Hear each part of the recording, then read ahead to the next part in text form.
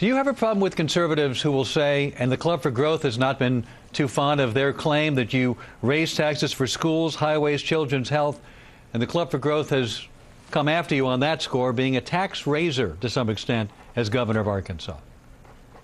Well, they failed to point out the times that I cut taxes 90 times, that we reduced the welfare rolls by half, we passed the Property Taxpayers Bill of Rights. They only want to give part of the story, and what they also failed to tell is that in 10.5 years we balanced the budget every year. We cut 11% out of a budget that only had 9% margin beyond education, prisons, and Medicaid, and I left the state with nearly $1 billion in surplus. I've got more executive management experience running a government than anybody running for president, and we steered through high water and low water, but we did it effectively and did it with the most lopsided legislature in America.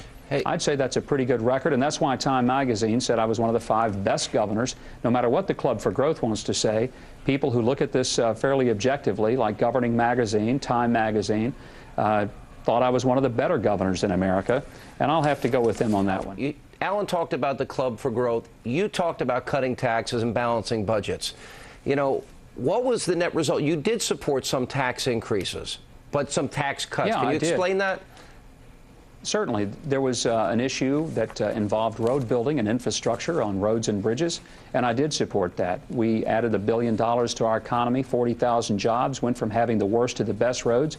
When we put that out there for the people to decide whether they wanted to affirm it, they did by an 80% vote. I'd call that leadership. There was also times when our Supreme Court ordered us to put more money into public education to field both an equity as well as adequacy issue. Yeah. We really had no choice.